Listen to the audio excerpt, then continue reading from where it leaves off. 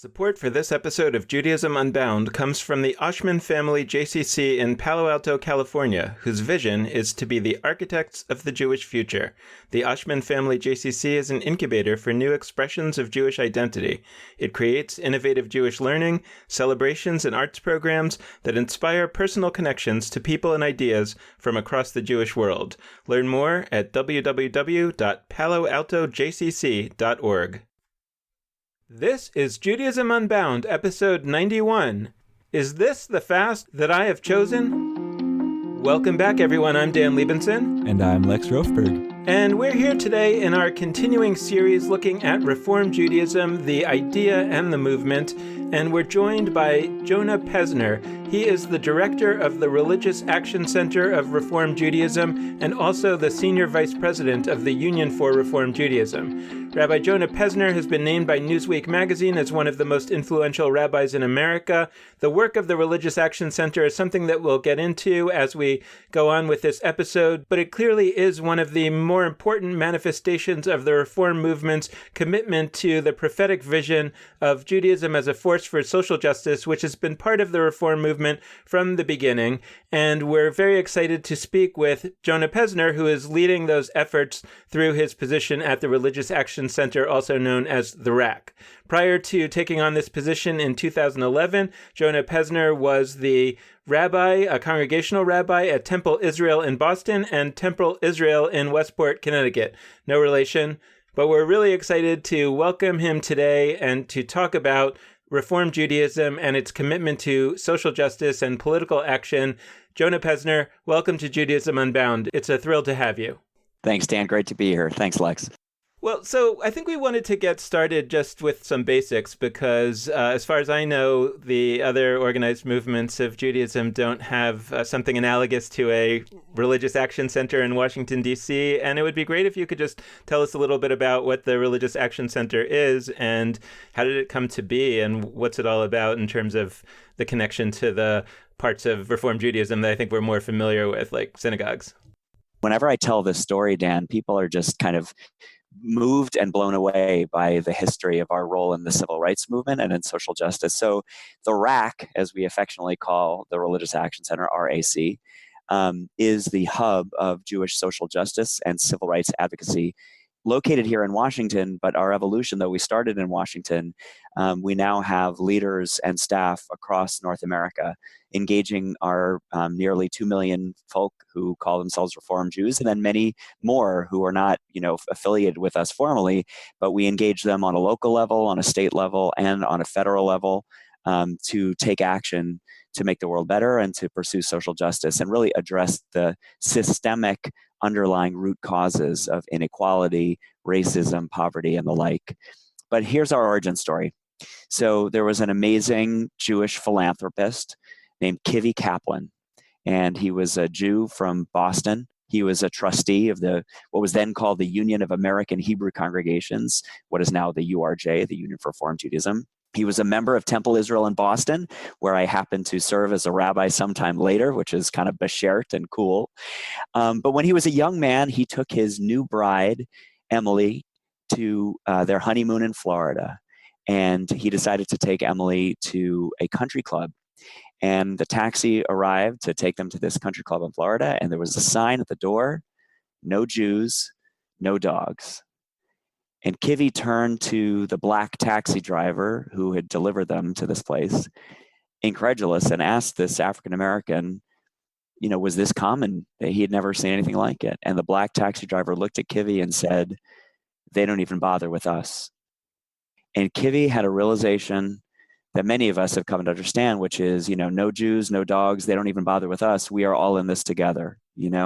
All of us folk, minorities, black, brown, white, Latino, Christian, Jewish, Muslim, we are all in this together. And so he did a couple things. One is he became the president of the NAACP. And he was actually the last white Jewish president of the NAACP when he finished his term in the 70s. And in part of his leadership of the Reform movement, he bought the building that I am sitting in, 2027 Massachusetts Avenue, Northwest Washington, D.C., a beautiful embassy-like building right here in the center and the heart of the nation's capital. And he donated it to the Reform Jewish movement. But he challenged us and he said, the condition by which you take this gift is that you need to become the hub of civil rights activity, the center of Jewish social justice, and specifically to host the various leadership entities of civil rights in America. And that's why our founding director, Rabbi Dick Hirsch, called his good friend, a young dynamic pastor named Martin, and said, Martin, you now have an office to use in Washington. So Dr. King, whenever he would come to town, he would use our offices. Rabbi Hirsch reached out to the Leadership Conference of Civil Rights, which was kind of the ad hoc coordinating body, and invited the Leadership Conference to have their offices here in our Religious Action Center, which is why it is, Dan, that a piece of American Jewish history that not many people know, the Civil Rights Act of 1964 and the Voting Rights Act of 1965 were drafted in part in our conference room right here in Washington, D.C. So it was a Reform Jewish institution that housed not only the Leadership Conference, but gave rise to some of the most important civil rights legislation in American history. Could you tell us about how that has all evolved? What does the RAC do today? Sure. One thing we don't do is hang around in the castle of nostalgia. The RAC has grown enormously over that period of time, the nearly 60 years of our history. When Rabbi Hirsch started, it was just him and a secretary. And Rabbi David Saperstein became the director sometime later, my predecessor, now Ambassador Rabbi David Saperstein. David led this institution for 40 years, which is a great biblical number. And over that time, not only did the RAC grow and thrive, he created the Eisendrath Legislative Assistant Program that brings around 5 or 6 young adults, new college graduates to the RAC. We work on 72 issues, and so these idealistic young people represent us in coalitions, a variety of reproductive choice, LGBT equality, Islamophobia, anti-Muslim bigotry, and we have staff working on a variety of legislative and policy issues and advocacy issues. So over the 40 years, Rabbi Saperstein really worked with the URJ and the Central Conference of American Rabbis to form leadership teams, social action committees in synagogues across North America to make sure that we had what we call ractivists, activists who were based in their synagogues, working on our issues, sending in action alerts, calling their members of Congress, visiting us here in Washington. One of the other innovations that Rabbi Saperstein created, and this is another story that goes in the, like, you can't make this up. Back in the early 80s, David had this idea that we should not only advocate here on Capitol Hill, but we should bring teenagers to Washington from our synagogues, train them, teach them Jewish texts on social justice, look at biblical, prophetic, and rabbinic literature, and then go down to Capitol Hill, go meet with members of the administration, go advocate in members of Congress's offices and Senate offices. And he reached out to a couple of rabbinical students in New York in the early 80s and asked them if they wanted to do this. They turned to their youth group president at the time. That was me. I was in 10th grade. I was 16 years old, and these charismatic young rabbis, Marla Feldman and Barney Brickner, who asked me, did I want to bring the youth group to Washington? I said, well, will there be girls there? And because, it was this great trip to DC, we brought like 8 or 10 teenagers and had the first ever, what we now call the Litaken seminar, meaning to repair the world seminar for Jewish social justice. We met right in that same conference room where the Voting Rights Act was written. It was just David Saperstein and 10 teenagers, and changed my life because I discovered, even as a 16-year-old, the power of Jewish tradition to speak truth to power, and the power of our community to go amplify our values in the public square and to hold our elected officials accountable to our enduring beliefs. Since that first Litaken seminar back in '84, we've brought more than 60,000 teenagers to Washington. So we bring thousands of teenagers here. We have a summer residency program for college students. We bring more than 50 college students here every summer. We have the legislative assistant program that brings young adults here. So we also are a major Jewish engagement strategy to not only inspire the next generation to take Judaism seriously, but to animate their Judaism into the public square. I think anybody who's listening and fretting about those Jewish organizational succession problems should learn something from David Saperstein as to how to identify your successor at a very young age and and Not bad, start right? grooming them, right? Yeah, Yeah. that's good. So what does the RAC do today? The strength of the RAC always was our power and our presence here in Washington. But we were discovering more and more that synagogues, learning from their Christian neighbors actually, could become agents of change on the local level. A couple of rabbis, including me, were learning from organizations like the Industrial Areas Foundation, which was created by Saul Alinsky, and the PICO Network, collections of churches that had come together to build local power, to create networks of relationships within their churches, but then also across lines of difference, neighborhood, faith, race, and then collectively act with power on local mayors, city councils, get more funding for public schools, get more affordable housing built, create more healthcare access. And a group of us pioneered bringing Jewish synagogues into this kind of work. And we learned that this was a way that we could really not only make change on a local level, but we could really engage not just the ractivists, the 2 or 3 kind of prophetic types who want to speak truth to power and come to Washington, but hundreds and hundreds of members of congregations who could show up to actions with mayors and meetings with city council people, who could engage in sacred conversations within their congregations to identify what are the issues that we really care about, what keeps us up at night, to study in small groups Jewish text and tradition to kind of root the various political issues that they were working on deeply in our tradition, and then to create really robust relationships across lines of difference to reach out to the Muslim community, African American Christians, Latino Catholic parishes, white evangelicals, and collectively ask, like, how could we work with governors? How could we work with state legislatures and put pressure on our elected officials to make change? That enabled us over the last 10 years to really create a grassroots army across our movement, so that we have synagogues now working in California and Ohio and Texas and New York, that are our partners here in Washington, that are putting pressure on members of Congress, on senators, but are doing much more deep and sustainable work with their local mayors, their local police chiefs, their local school boards, to really move an agenda that is an agenda around our enduring Jewish values, refracted through the lens of interfaith dialogue, to bring in Christian voices and Muslim voices, and to really affect change at a local level. And we've seen, incredible victories: schools getting built, healthcare access being expanded, campaigns for LGBT equality, all motivated by the organized faith community acting together in partnership. My favorite part of the Religious Action Center, or one of my favorite parts, is what I read as sort of an implication, a strong and radical implication by its name, the Religious Action Center. I was first exposed to the RAC when I was in DC for a summer interning for I was interning for Hillel. And a bunch of friends of mine were doing the summer program that you talked about, Machon Kaplan. And because of its size, and it sort of became like the hub of Jewish interns that summer in DC.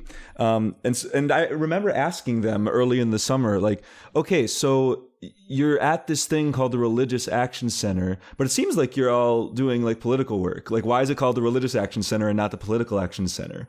And I forget exactly where the conversation went. I'm sure it was a good one. But what I eventually came to realize is that there seems to be a statement that, the religious action is political action. And there's actually a really deep and historic connection Jewishly between those two concepts. And I'd love to hear from you, because maybe some pushback we've certainly gotten in comment threads on our show is that, like, your religion isn't really Judaism. It's just, social justice. It's just liberalism, whatever it might be. And I'd love to hear, like, what are sort of the animating principles that underlie this idea that the Religious Action Center is actually something that does a great deal of important political and organizing work?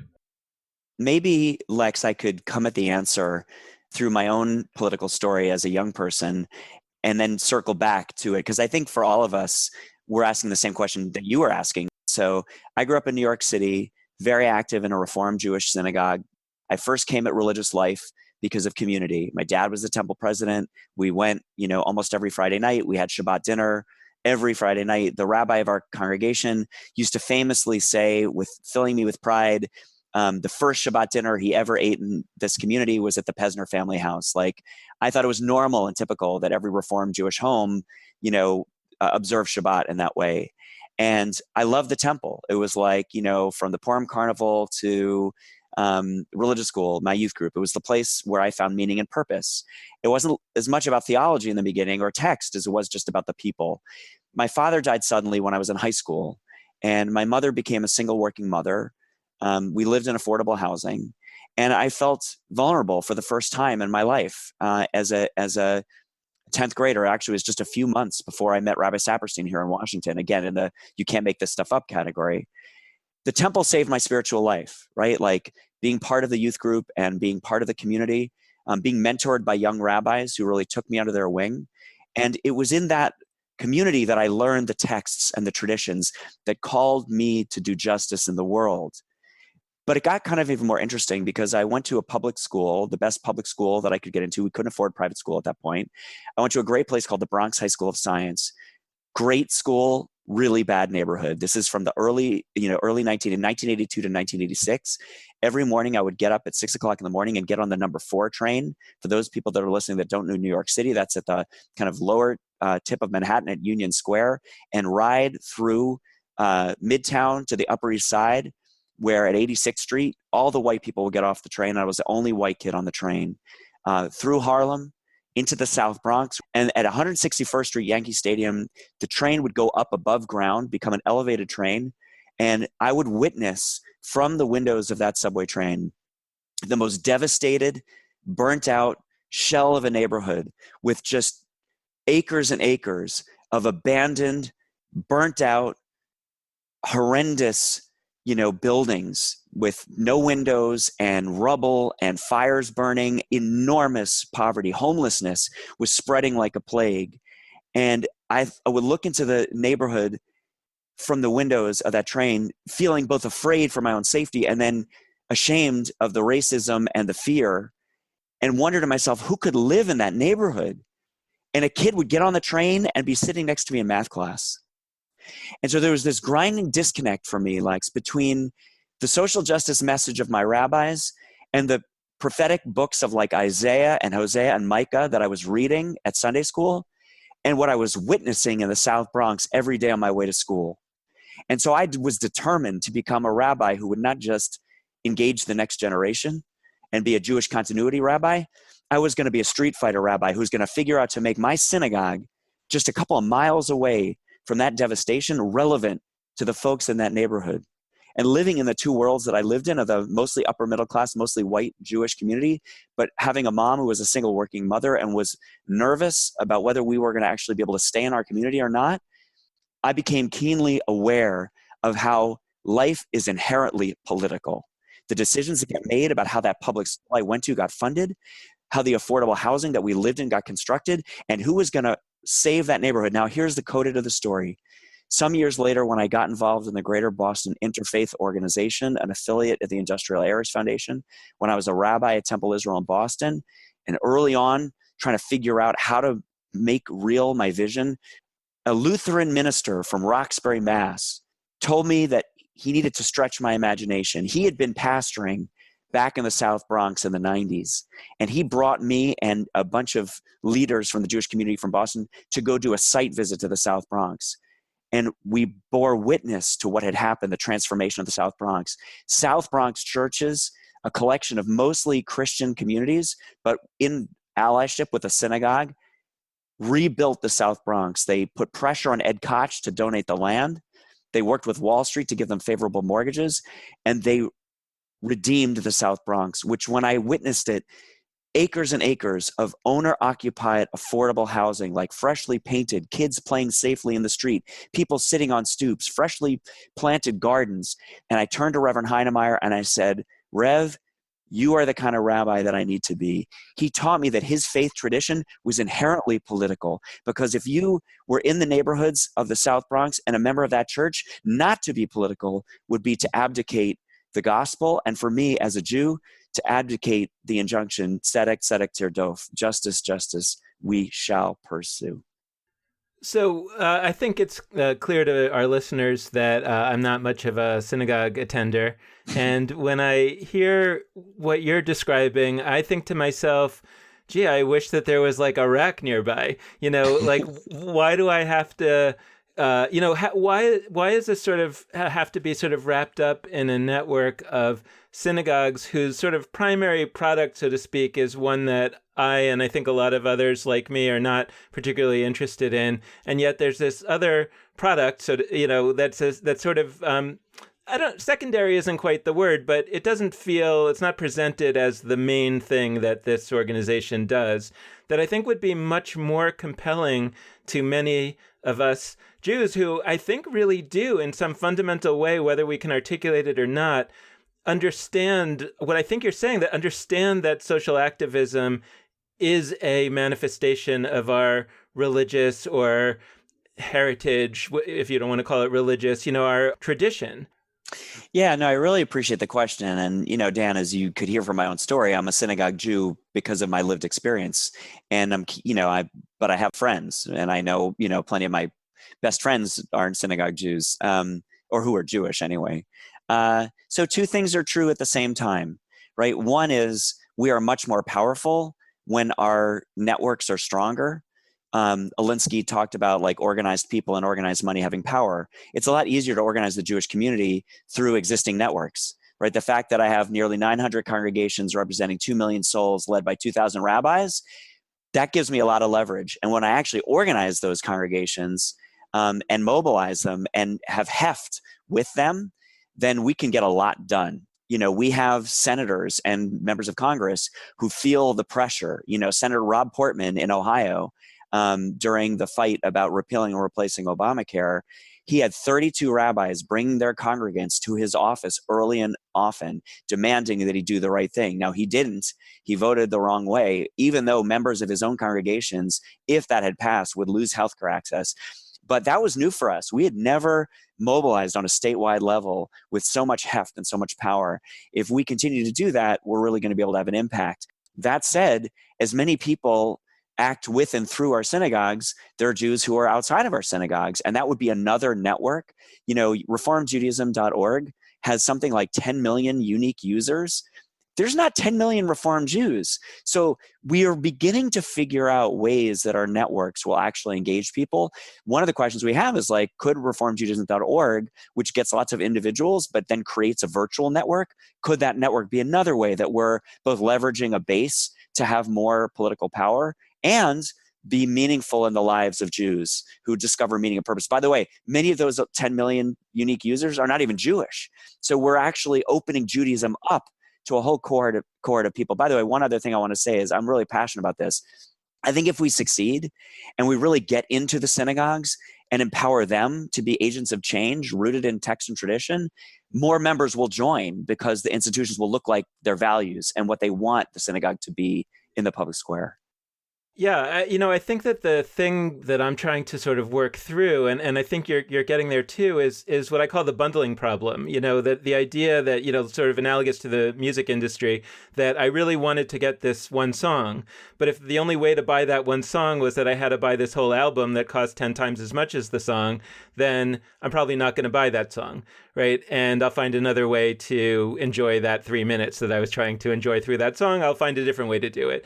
And for me, it's thinking about, is there a way to, again, sort of present social justice work, political activism, et cetera, as a primary manifestation of Judaism, as a primary way to practice Judaism, I should say, so that if I come to do that through the synagogue, there's not an expectation that I'm doing anything wrong by not coming to services. That's not the ideal. That we hope that some of these people will also start coming to synagogue services. It's more that no, we offer 3, 4, 5 different routes to be a good Jew, right? And I've said to my rabbi, for example, look, if there was a weekly protest in front of Trump Tower on Shabbat morning, I would be there every week.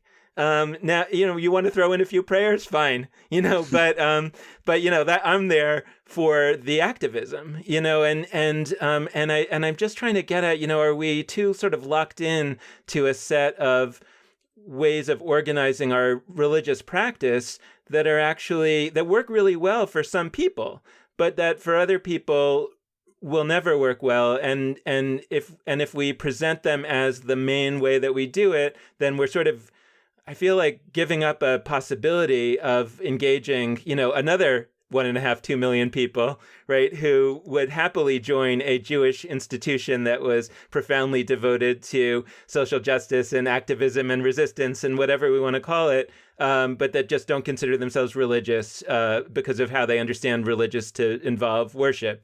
Yeah, I mean, I think it's a good question. And, some of our congregations are actually doing some of what I think you described. And because they know that it's what the moment calls for and what many of their folks are looking for. The question you asked, though, you could go be part of a protest every week. You don't need the synagogue or Judaism to do that. So the fact that we're having this conversation at all tells me there is more to the story, right? Now, Right. I'm at one end of the spectrum, right? I get a thing out of study, right? I've got this thing with the text, and I love to pray and I love to sing. Though I'm not at shul every Friday night, much as my Rabbi Roos, might say, "Hey, I haven't seen you lately," right? So I think at the end of the day, the thing that the thread, because we are the Reformed Jewish movement, we have God, we have Torah, we have Israel, we have activism as a function of that, and organizing for justice. There is something that we believe about a community in which all of that is happening and members are connected, even though they don't do each thing all the time. It's all part of the glue in the fabric that is the thing. And at the end of the day, what keeps people in it are the relationships. It's about the relationships, the relationships, the relationships. When I described that picture at the beginning about, my father dying suddenly, and the rabbi described how we were the first family, and then Rabbi Saperstein called his two disciples who asked me, right? It was all about people in relationship with one another.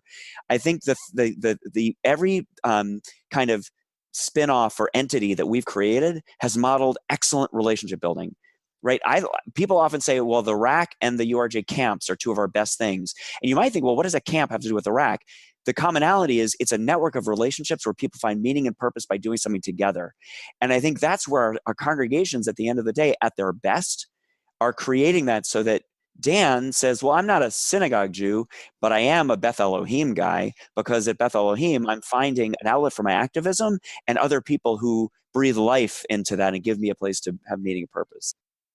When you have an entity like the Religious Action Center that kind of puts a stake in the ground very firmly, that supports a lot of policies that are generally deemed to be progressive in America, what does that mean for members who don't subscribe to those principles? And does that mean that Reform Judaism really stands for a political worldview that's different from theirs, or not? There are plenty of right-thinking conservative Jews with a small c and progressive Jews, meaning politically. There are people who ideologically call themselves Republicans or call themselves Democrats. They all get a say, and then at some point, if not a consensus, at least a majority opinion emerges. Although because we go through so much process, we really reflect the values and the opinions of many, many, many members. Even then, we work very hard to make sure that the Devar Acher, the alternative opinion, the minority opinion, gets published and amplified.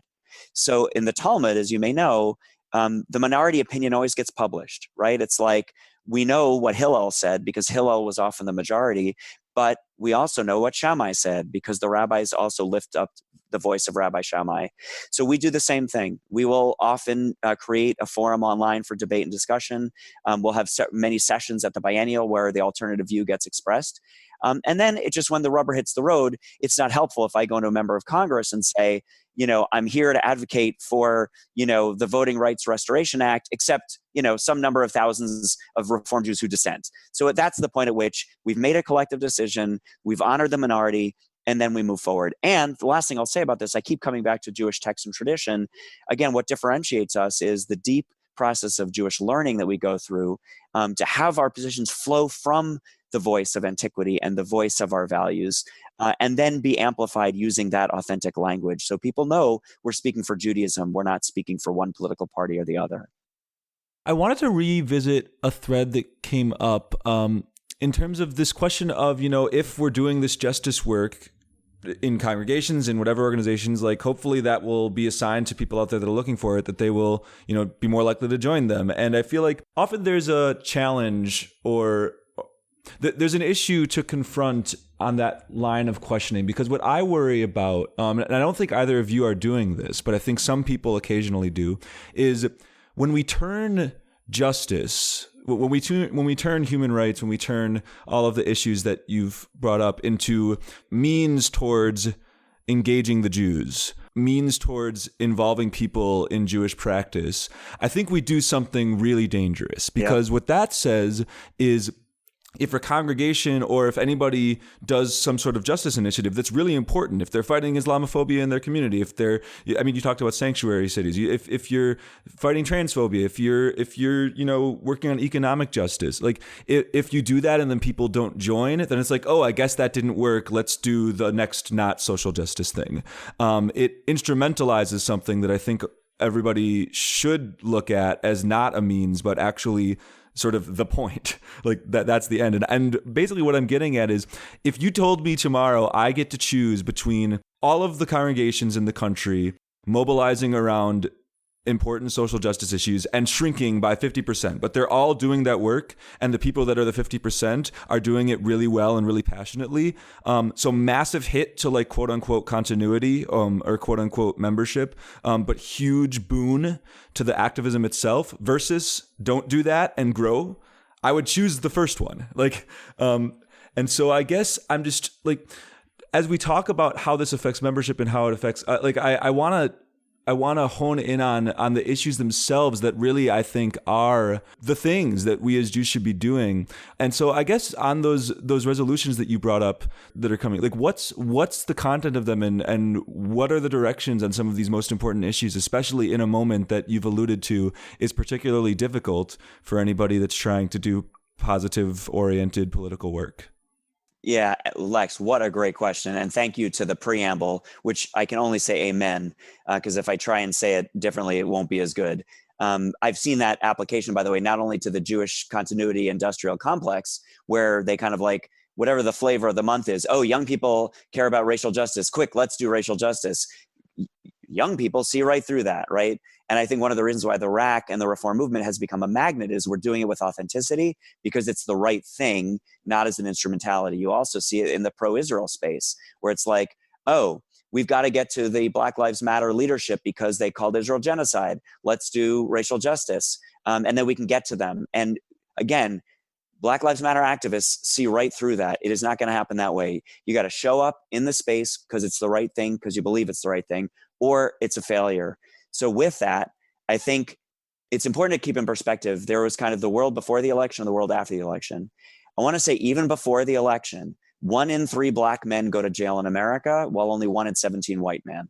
And we had already, to honor our history with Kivy Kaplan and the NAACP and the nostalgia of the Civil Rights Movement, the Voting Rights Act and the Civil Rights Act, done a complete reboot of our commitment to racial justice, to say, if we were the Jewish community that brought you the RAC and the Voting Rights Act, we need to now quadruple down on that and really do a deep dive. We launched a campaign called Reflect, Relate, Reform, which was around a movement-wide discussion of racial justice within our own community, to read the new Jim Crow and really confront how mass incarceration has basically kept Jim Crow alive, how white privilege has benefited the Jewish community, and to do some real cheshbon nefesh, some self-assessment of our soul about how we may have inadvertently been complicit with systemic racism, and to understand the Voting Rights Act, how in 2012 it got eviscerated by the Supreme Court in a case called Shelby, and the way in which now, between mass incarceration and voter suppression laws that have been passed all across the country, we now have a major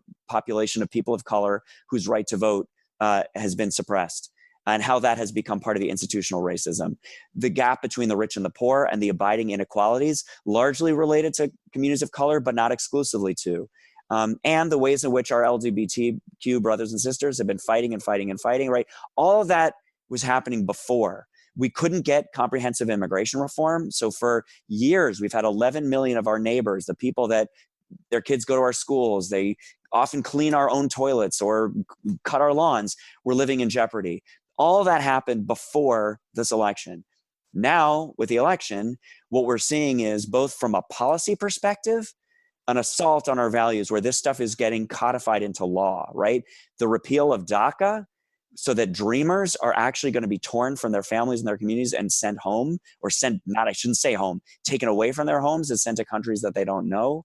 The fact that our children who are transgender, who were protected under the executive order under Obama, now this president is saying this is a state and local issue.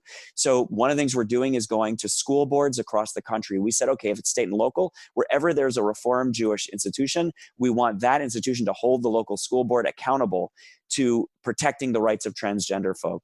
And then, of course, there's the rise of bigotry and hate. After Charlottesville, it's impossible not to talk about Jews will not replace us. When you have tiki torch carrying, assault rifle bearing Nazis who are literally marching outside a synagogue, threatening the community who are praying, inside and have to sneak out the back door. And we know just down the block, there's a mosque that's afraid of getting firebombed. No Jews, no dogs. They don't even bother with us. More relevant now than ever. So our communities have to come together in solidarity and to beat back hate and bigotry. But I don't want to stop there, right? It can't just be about we come together against hate. We also have to build the political power to make sure that hate doesn't get translated into policies that can pass city councils or state legislatures, or as we may see in Congress and because of this administration. One little hint or thread that I think has come up here or there, but that we haven't quite fleshed out yet, relates to, across lines of difference, I think is the phrase you've used, in interfaith kinds of work. And I'd love to think about that more, because as you described, the literal origin story of the Religious Action Center is one of working across religious lines. Reverend, people forget, Martin Luther King, Reverend Dr. Martin Luther King, was, of course, a minister. And so I guess I'd love to hear, once again, I hone in on names a lot. Religious Action Center isn't Jewish Action Center. It could very easily be embraced, at least on a name basis, by one who is not Jewish. If hypothetical situation arises where, in one of these local communities you're talking about, there's a synagogue that wants to do local organizing to ensure the rights of people in their community in a time where those rights are threatened. And, the congregation isn't on board universally, but there's a faction of the congregation, some of them in interfaith relationships, some of them just have their friends. And that faction decides they're going to do this work. And they're going to do it with whoever in the community wants to. And it's still going to be Jewish work. It's still going to be infused by Jewish values, but not all the people involved are going to be Jewish. I'm guessing based on some of the things you said that would be a very good thing. It wouldn't be good that the congregation didn't want to participate, but it would be good that people are still rallying to that cause. And so I guess I'd love to hear what does the organizing across religious lines look like, and can such organizing, when not all the people involved are Jewish, still be Jewish organizing, if that makes sense, or Jewish activism or Jewish action? Yeah, no, it's a great question, Lex, and it's messy. In the ideal, the world as it should be, when a congregation is acting collectively, you have like a na'aseh v'nishma moment. And to translate, that's like all this we will do and we will hear. It's the moment when all of Israel in one voice stood at Sinai and accepted the covenant. And you want to say, really? Like there wasn't somebody who raised their hand and said, I disagree, or this is the Jews, right? So it would never happen that an entire congregational body and all of the neighbors and friends connected to that congregation would be of one voice. On the other hand, the reason we do all those one-on-one conversations and all those house meetings is really to try and build as much consensus and come together. And by the way, that's not only to say, yes, we reflect most of the people, but also you can get the people to show up. That's really what has marked the difference in my leadership. I'm trying to not just go into a member of Congress and say, I represent, because I know the congressperson will say, well, where are they? But to actually be able to say, I got 1,000 people in Ohio, in Columbus, in your face, in your office, persistently and consistently. So we do all that engagement, both to reflect the people, but also to get the people engaged and get them to show up and have more political power. So that said, I think, again, in the world as it should be, they're doing it as Jews in a collective vision of what it means to be Jews of Temple, Rodef Tzedek, the pursuit of justice. And then they're doing it together with like Resurrection Lutheran, the Lutheran church next door, that is doing it deeply rooted in the gospel of Jesus. even though we know there are members of our temple who are married to members of that church and who celebrate, so it is kind of a wonderful, messy, and interesting mix. It's what Reverend William Barber calls fusion politics. We bring our complex identities and narratives to the table, and they're part of our stories. And, so you have people who are Jews of color, who are the product of interfaith families, who are bringing all of that. And so it's part of the, delicious kind of stew of Jewish life that makes it just tastier and more interesting. And I think, so I think it's part of it. And I think it's making boundaries and lines harder to see. And I don't focus on the boundaries and what keeps us different. I focus on what will bring us together and how to affect positive change. By the way, because I mentioned Reverend Barber, I got to share a story that he told recently, which is really incredible. We did a big push over the summer. We gathered hundreds of Reformed Jewish leaders from all over the country in Durham, North Carolina, for a big election protection push, because North Carolina was the site of one of the worst voter suppression laws. And Reverend William Barber, there as the president of the NAACP in North Carolina, he kind of invited us in to do a partnership between the NAACP and the Jewish community.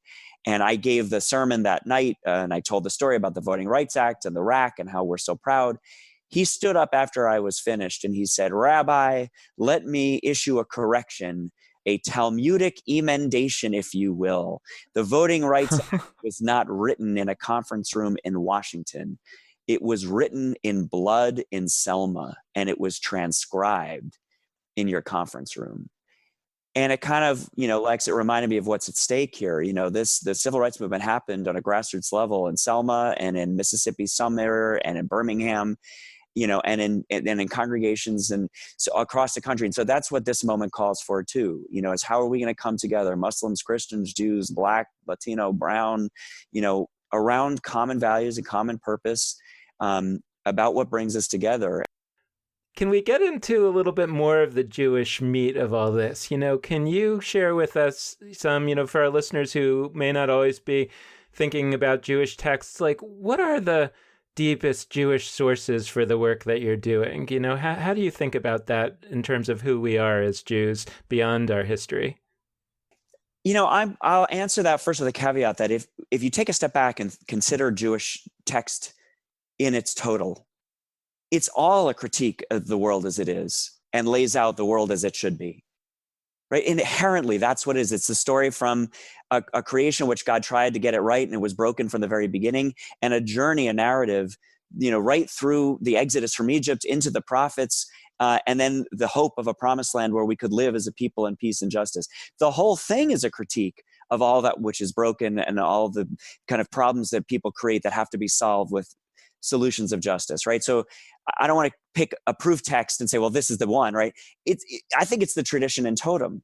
That said, if you pushed me on it, I kind of think the fact that the one thing that most Jews do every year, no matter how secular they are, and no matter how little they go to shul, to synagogue, they go to a Seder.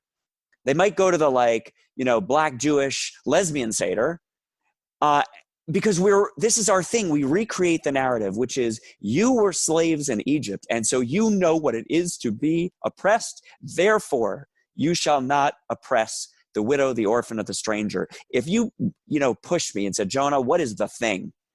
What gets me out of bed in the morning and helps me sleep at night as a Jew? It is you were strangers in Egypt. Therefore, you shall not oppress the widow, the orphan, or the stranger. You were slaves and you were free.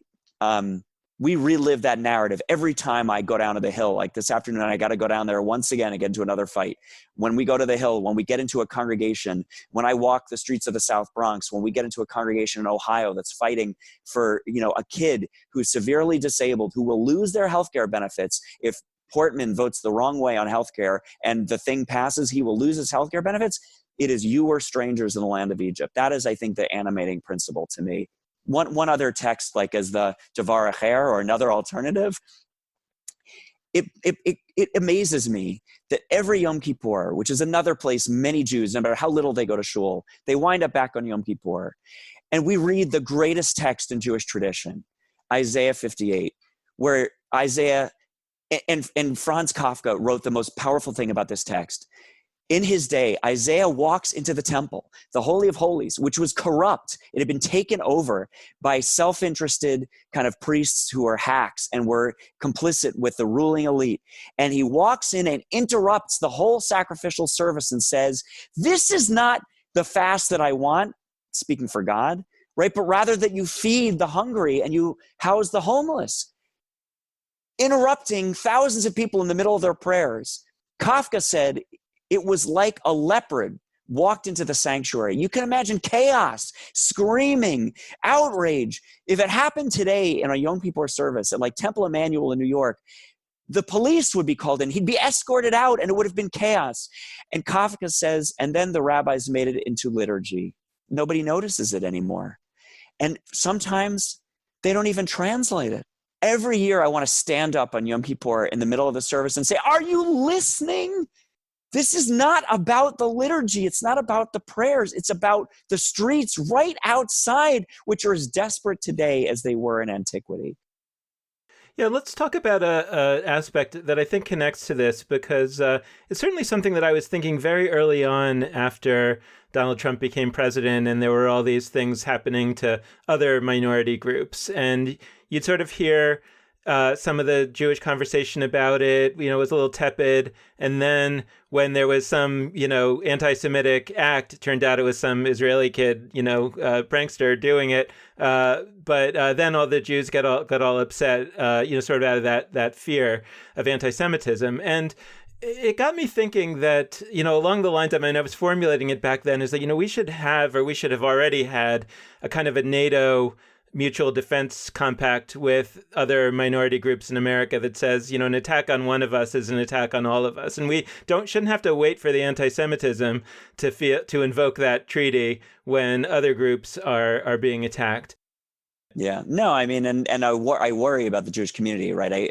On the one hand, I'm so moved and inspired, but overwhelmingly, we maintain ourselves as feeling connected to and advocates for and in solidarity with low-income people, immigrants. One of the things that brought the whole Jewish community together was the Muslim ban and refugees. Orthodox, Reform, Conservative, Reconstructionists in lockstep on refugees and the Muslim ban. And just saying, we are refugees. We are the children of refugees. Even though more and more, my grandma Fanny was a refugee when she was 16 years old. My children have no memory of her. Their children won't, but we stay disproportionately connected to those communities. On the other hand, the richer we get, the more successful we get, the more powerful we get, the more the danger is that we'll follow other white immigrant communities in America and become self-interested and not care about. Here's the other thing I want to say, just as a shout out to the many thoughtful political conservatives in the Reform Jewish movement. I dialogue regularly. I make it as a practice to hear from people whose politics don't necessarily line up with either the positions of the movement or my own personal politics, to learn, to stretch, to be challenged. Universally, what I hear is, Rabbi, I care just as much about the poor as you do. I care as much about people of color as you do. And I think that my policy prescriptions are more effective to actually get people out of poverty or to help communities of color find equality in America. And I lose sleep over that. They may be right, but I at least want to honor that it doesn't come out of some kind of racist, bigoted place. It comes out of a deep yearning for justice, not from everybody, of course. By the way, Lex earlier asked about, kind of the diversity of the Jewish community, not only within the Reform movement, but you've got like Orthodox Jews who skewed one way during this election and Reform Jews who skewed radically in the other way. At the elite level, the Orthodox leadership and the Reform have stayed very close in dialogue. And people may remember, it was just a few weeks ago, it seems like a year ago already, that together the Orthodox, Reform, Conservative, Reconstructionist, rabbinic bodies all collectively decided not to host a high holiday phone call with this president because of the bigotry of Charlottesville and his utter lack of moral leadership. There was no debate about whether or not we should have that call. The different movements took different public positions about it because of the way that we are, but that was an untold story that we were all on the same page around that. So there are these baseline things that bring the Jewish community, at least at the elite leadership level, together around. Yeah. I want to lift up Selma and I want to lift up Mississippi Summer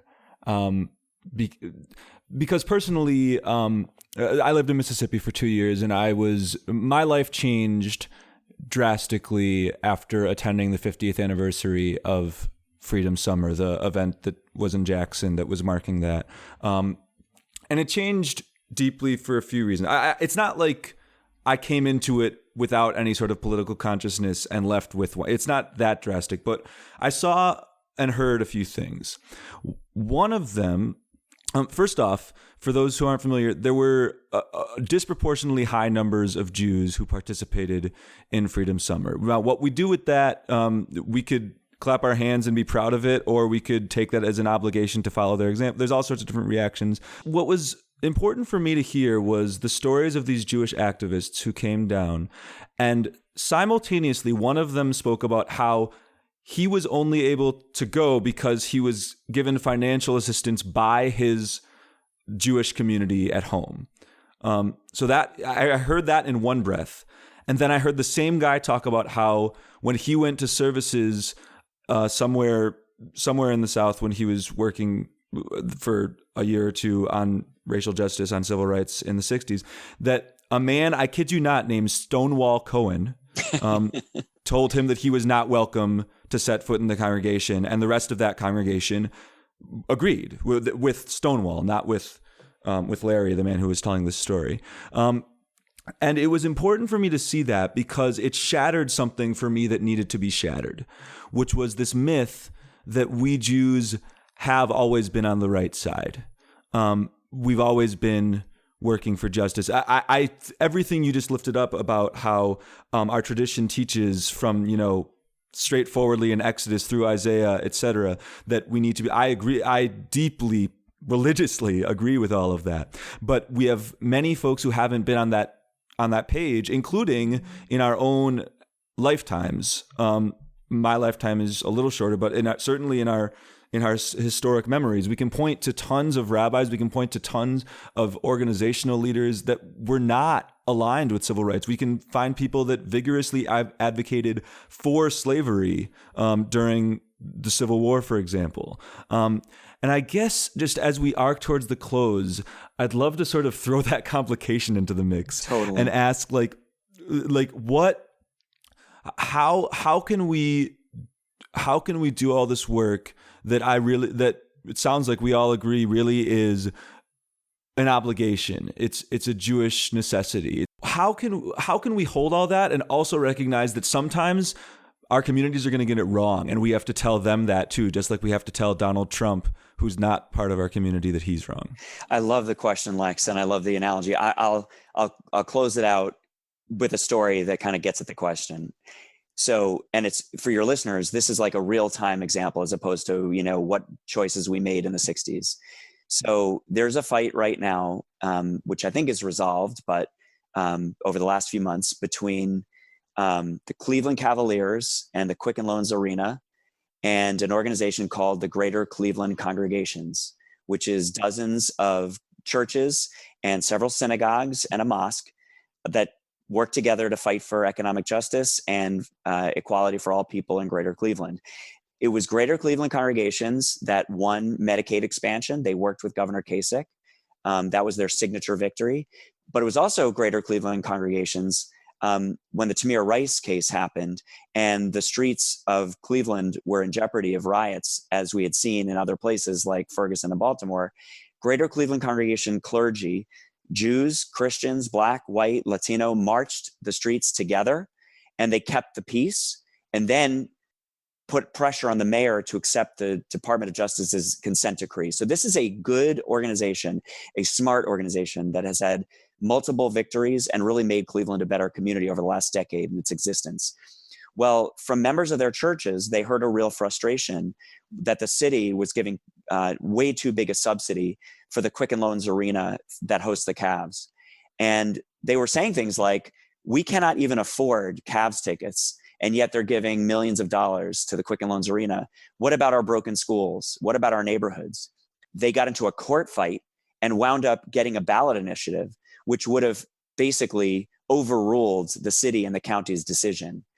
When this happened, many people in leadership at the Quicken Loans Arena and the real estate company that was doing this deal and the county executive were Jews and came out really hard against Greater Cleveland congregations, so much so that 2 synagogues that were part of GCC quit. I know the story because I flew out to Cleveland about 3 weeks ago to go speak at Fairmont Temple, the temple that was the temple led by Rabbi Arthur Lelyveld, who marched in Mississippi summer and did voter registration and had his head bashed in with a tire iron. So I went to speak in that pulpit and to reassure the members of the congregation, and there were hundreds of people. If I speak on a Friday night, I get 100, 200 people. That's nice. It was standing room only because the congregation wanted to hear about this controversy. But the point was, what I said to the congregation, what I'll say to you is, this is not without risk and not without controversy and disagreement.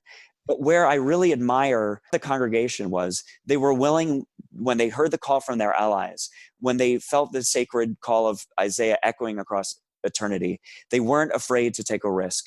And what I heard from every member of the congregation who I spoke to, even those who were opposed to what the rabbis had done and what the congregation was doing, they said, I support my rabbis no matter what. And so I think, Lex, we have to come to a place where we know that we're not always right. We can agree to disagree, but at the end of the day, we have to hear Isaiah challenging us. To do nothing means that we're complicit. I think you said amen earlier to something that Lex said, so I'm going to say amen to that. And thank you so much for being with us today. It's really great to hear everything that you're doing. My pleasure. This is an awesome podcast. Thank you both so much. Thanks again to Jonah Pesner for joining us. It's been a great conversation. We want to close out this episode by encouraging all of you to be in touch with us, and there's a few ways for you to do that. First, you can head to our Facebook page, Judaism Unbound. Second, you can check out our website, judaismunbound.com. And last but not least, you can always hit us up via email at either dan@nextjewishfuture.org or lex@nextjewishfuture.org, or both. You can always send a note to both of us. And the last plug we like to make is that you can always support us financially with either a one-time donation or a monthly recurring gift, and you can do either of those at judaismunbound.com/donate. We want to encourage you to check out the other episodes in this Reform Judaism series. There's been a few that came out before this one with Jonah Pesner, and there's a few more coming up. And with that, this has been Judaism Unbound.